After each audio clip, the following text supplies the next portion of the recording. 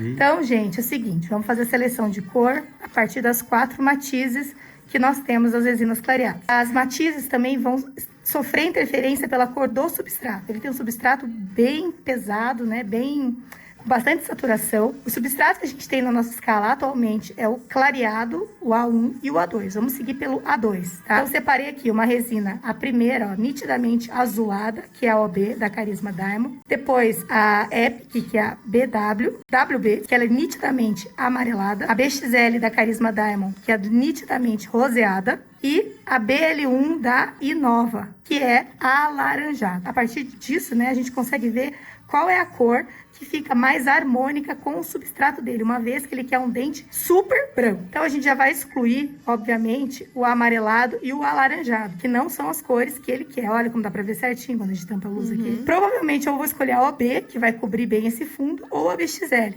tá?